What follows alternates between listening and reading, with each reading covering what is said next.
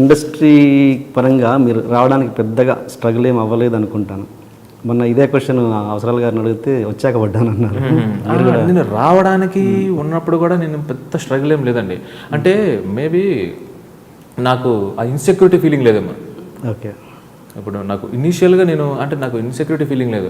అంటే నాకు ఒక ఫ్యామిలీ కానీ ఆర్ఎల్స్ నా ఫ్రెండ్స్ కానీ నాకున్న ఫ్రెండ్స్లో ఇంజనీరింగ్ కాలేజ్ నుంచి వచ్చిన తర్వాత శ్రీను కోనేరు అని శ్రీనివాస్ కోనేరు అని ఒకతున్నాడు, తర్వాత ఈశ్వర్ గారిని అలాగే ఒకరిద్దరు చాలా స్ట్రాంగ్గా పరిచేవారు.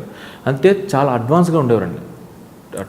అంటే నేను ఇనిషియల్గా వచ్చినప్పుడు గ్రాఫిక్స్లో కొంచెం ఎక్కువ ఇంట్రెస్ట్ చూపించేవాడిని. సోషల్ మీడియా నేను 2007లోనే bharatstudent.com అని సోషల్ మీడియా అందులో చేసేవాడిని. అప్పట్లో ఇంకా యూట్యూబ్ ఇవన్నీ డిజిటల్ మీడియా అసలు ఎవరికి తెలియదు అన్నమాట. సో ఒక డౌన్ ద లైన్ ఒక 4-5 years తర్వాత డిజిటల్ అనేది వైరల్ అయిపోతుంది, అది ఆ మార్కెటే వేరని నాకు అప్పుడే తెలుసండి. ఓకే. సో నేను ఆ డిజిటల్ మార్కెటింగ్ మీద 2007లోనే 75,000 చెక్స్ అలా నాకు అంత పే వచ్చేదండి. నాకు పెద్ద ఆ భయం లేకపోవడం ఇన్సెక్యూర్ అంటే రేపు నేను అసిస్టెంట్ డైరెక్టర్గా జాయిన్ అవుతానా, దీని తర్వాత డైరెక్టర్ అవుతానా అనే భయం అయితే లేదండి. ఏదో ఒక రకంగా సర్వైవ్ అవుతాను అనేది హ్యాపీ అండి. బట్ ఏంటంటే 1-2 సార్లు నాకు అవతల వాళ్ళు ఇచ్చిన ఇంట్లో వాళ్ళు కానీ ఫ్రెండ్స్ కానీ ఇచ్చిన సలహాలు వాళ్ళు పుష్షే కొంచెం నేను మామూలుగా అయితే కొంచెం రిలాక్స్డ్గా ఉండేవాడిని. బట్ ఆ తర్వాత హ్యాపీయా అన్నాడు మా ఫ్రెండ్, 75,000 చెక్ హ్యాపీయా అంటే అమ్మ సూపర్ హ్యాపీ బాబు, ఉన్నప్పుడు కొన్ని తీరిపోతే ఇంకా చాలా హ్యాపీగా ఉండొచ్చు, ఫోన్ కొనుక్కొచ్చేది అంటే మరి అది సినిమాలు ఎంటర్ వరుస్తుంది అన్నాడు అనమాట. అనగానే ఇవన్నీ కాదు, ఇక్కడ ఉంటే 100% నీకు ఇంకా ఇది కానీ ఒక స్ట్రైట్ అవే ఒక 4-5 months కానీ ఈ రేంజ్లో డబ్బులు తీసుకుంటే, ఇంత పే తీసుకుంటే నువ్వు అసిస్టెంట్ డైరెక్టర్గా ఇంటర్న్గా నీకు మళ్ళీ 10,000 కూడా ఇవ్వరు, 5,000 కూడా ఇవ్వరు. సో అది ఎందుకని చెప్పి మళ్ళీ ఇటు వచ్చే అవకాశాలు ఉంది, ఒకసారి ఆలోచించుకున్నాను. సో ఏమో 1 year అయితే వెళ్ళి ట్రై చేద్దాం అంటే నేను అంత సిన్సియర్గా కూడా ట్రయల్స్ చేయలేదండి అసిస్టెంట్ డైరెక్టర్గా. నేను యాక్చువల్గా లక్ష్మీకాంత్ చెన్నా అతని దగ్గర చేశానండి. లక్ష్మీకాంత్ చెన్నా దగ్గర 1 మూవీ చేశాను, తర్వాత పరశురామ్ దగ్గర ఒక సినిమా చేశాను, ఇంకొక నిఖిల్ మూవీకి ఐ రోట్, అంతే. అంతకుమించి నేను వేరే వాళ్ళ దగ్గర ఏమి వర్క్ చేయలేదు. ఓకే. అంటే అసిస్టెంట్ డైరెక్టర్ చేసింది ఒక జస్ట్ ఎంట్రీ కోసమేనా? అక్కడ నిజంగా కేవలం నేర్చుకోవడం అంటే నేను చేసేటప్పుడు కూడా నాకు కొంచెం ఎక్కువ వచ్చే ఫీలింగ్లో ఉండేవానండి. అంటే నాకు ఫ్రెండ్ ఎవరు, నాకు నిఖిల్ అండ్ సుధీర్ అండి. సుధీర్ టెక్నికల్గా చాలా స్ట్రాంగ్. ఓకే. చాలా అంటే చాలా స్ట్రాంగ్ సుధీర్. నాకు ఇనీషియల్గా వచ్చినప్పుడు 0 knowledge. నాకు ఏంటి అంటే మూవీ ఎలా తీస్తారు, కెమెరా ఏంటి, ఆ నాలెడ్జ్ 0 అసలు. అంటే టెక్నికల్గా 2007-2008లో నాకు ఏమీ తెలియదు.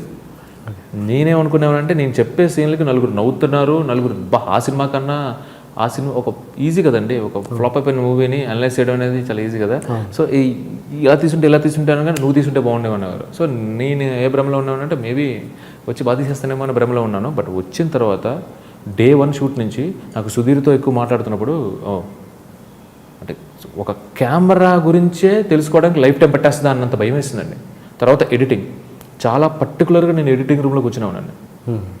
అంటే అంతకుముందు మాన్యువల్ ఉండేదంట, నేను వచ్చేప్పటికీ అయిపోయింది అది. అవన్నీ తెలుసుకునే టైంకి అప్పుడు నాకు తెలిసి ఇదంతా తెలుసుకుని జరిగేసరికి అసలు నా లైఫ్ టైం సరిపోద్దా అన్నంత వ్యాస్ట్ సబ్జెక్ట్ అండి ఫిల్మ్ మేకింగ్. నిజంగా అవసరం అంటారు ఒక డైరెక్టర్కి కెమెరా గురించి ఎడిటింగ్ గురించి తెలుసుకోవాల్సిన అవసరం? డిపెండ్స్ అండి. అంటే ఇప్పుడు నాకు అనుకోండి నాకేం పూర్తిగా తెలియదు. ఆబ్వియస్గా ఎడిటింగ్ కానీ పాలసీ దీని కానీ అంత పూర్తిగా తెలియాల్సిన నాలెడ్జ్ కానీ నాలెడ్జ్ ఉంటే డెఫినెట్గా ఇట్ విల్ హెల్ప్ అవుట్. 2 రకాలండి. ఇక్కడ ఎక్కువ తెలిసింది అనుకోండి మనం వాళ్ళ పనులు మనం చేసుకునేమో, ఇది ఎడిటింగ్ కానీ ఇది కానీ చక్కగా ఏంటంటే సజెషన్స్ తీసుకుని మనకు ఒక కామన్ సెన్స్ ఉంటుందండి. మనకు ఒక కామన్ సెన్స్ ఉంటుంది, దాన్ని ఫాలో వెళ్ళిపోతే మాత్రం హ్యాపీ. కంఫర్ట్ జోన్లో పెట్టామనుకోండి, ఇదర్ అది ఆర్ట్ డైరెక్టర్ కానీ డిఓపిని కానీ ఎడిటర్ని కానీ ఒక కంఫర్ట్ జోన్లో పెడితే 100% పర్సనల్గా ప్రొఫెషనల్గా కానీ వాళ్ళు మనకు క్లోజ్ అయితే డెఫినెట్గా అవుట్పుట్ బాగుంటుందండి. అండ్ నిఖిల్ అండ్ సుధీర్ వర్మ వీళ్ళిద్దరితో మంచి ఫ్రెండ్షిప్ బిగినింగ్ సినిమా బిగినింగ్ నుంచి బిఫోర్ అంటే ఒక అసిస్టెంట్ డైరెక్టర్గా జాయిన్ అయినప్పుడు ఆల్రెడీ నిఖిల్ కూడా అంటే సినిమా అంటే అప్పటికి ఇంకా కెరీర్ స్టార్ట్ అవ్వలేదు అనుకోవాలండి. ఓకే. 2006లో అప్పటికి ఖాళీ నిఖిల్ పరిచయం అయినాక అప్పటికి నిఖిల్కి ఇంకా అదేంటి ఇంజనీరింగ్ అంటాను, ఇంకా అప్పటికి 2nd year అంతా. ఆ తర్వాత సుధీర్, మీ ముగ్గురం కలిపి ఒక సినిమా చేసేవాళ్ళం, అది 40% అయిపోయిందండి. ఒక మూవీ. ఓకే. చక్రి అని ఆయన డైరెక్టర్ అనమాట. అది తర్వాత ఇప్పుడు శశాంక్ ఉన్నారు కదండి, అనుకోకుండా ఒక రోజులో హీరో, ఆయన హీరో. చాలా పెద్ద కాస్టింగ్ అండి అప్పట్లో. సినిమా పేరేంటండి? ఇంకా అప్పుడు లేదండి. అండ్ చక్రవర్తి అని ఇంకొక ప్రొడ్యూసర్ అండి, ఆయన he's line producer for many movies అనమాట ఆయన. సో ఆ మూవీ స్టార్ట్ అయినప్పుడు, ఆ మూవీ స్టార్ట్ అయిపోయింది, చాలా పెద్ద కాస్టింగ్ అనుకున్నారండి అప్పట్లోనే. గొల్లపూడి గారు, శరత్ బాబు గారు, తర్వాత ఇంకా చాలా పెద్ద పెద్ద కాస్టింగ్ ఉందండి. జగవత్ గారిని కానీ విలన్గా పెడదాం అనుకున్నారు అందులో. ఆయనతో మాటలు, ఆయన సెట్స్ కూడా వచ్చారన్నమాట. అనుకోకుండా 30% ఎంతో అయ్యి ఆగిపోయిందండి వేరే ఏదో రీజన్స్ వల్ల. అక్కడ ఆ సినిమా ఆగిపోయింది, కానీ నేను, సుధీర్, నిఖిల్ బాగా క్లోజ్ అయిపోయాను. పెద్ద మూవీస్ కూడా ఏమేమి లేవు. నిఖిల్ దానికి చిన్న role, Shashank brother. Okay okay. అది హ్యాపీ డేస్ కంటే బిఫోర్ 2006 అండి. ఓకే. తర్వాత వచ్చిన తర్వాత మీ ముగ్గురు మళ్ళీ హైదరాబాద్ నవాబ్స్ అనే మూవీకి అసిస్టెంట్ డైరెక్టర్గా జాయిన్ అయ్యాను. నేను, సుధీర్, నిఖిల్ కూడా అప్పుడప్పుడు వచ్చి ఇంటర్న్గా చేసేవాడు అనమాట. చేసుకుంటూ వెళ్ళి అలా ఏదో కొంచెం అనుకుంటే ఫస్ట్ మీదైతే మీ హెల్ప్ చేయాలి, మీరైతే మీ హెల్ప్ చేయాలి, అది అనుకుంటూ ఉండగా శేఖర్ కమలా గారి దానికి హ్యాపీ డేస్కి నిఖిల్ సెలెక్ట్ అయ్యనమాట. సో ఇనీషియల్గా ఫస్ట్ తన బయటపడ్డాడు, తర్వాత మమ్మల్ని బయటికి లాగాడు. ఓకే. అండ్ ఇప్పుడు ఎలా ఉంటుంది మీ రిలేషన్ శ్రీకాంత్ చెన్నాతో కానీ పరశురామ్తో కానీ? చాలా బాగుంటుందండి. నాకు ఇప్పటికీ still we're in touch. Parashuram ఏంటంటే ఆయన నాకు పర్సనల్గా కూడా వీఆర్ వెరీ క్లోజ్ అండి. అంటే అన్ని రకాలుగా, అంటే ఫ్యామిలీ పరంగా చాలా క్లోజ్, ఆల్మోస్ట్ సిబ్లింగ్ లాగా అన్నమాట. ఒక టైంలో అంటే I to stay in their house అన్నమాట. వాళ్ళ ఇంట్లోనే నాకు మా వైఫ్ పరిచయం అండి. తెలుసు.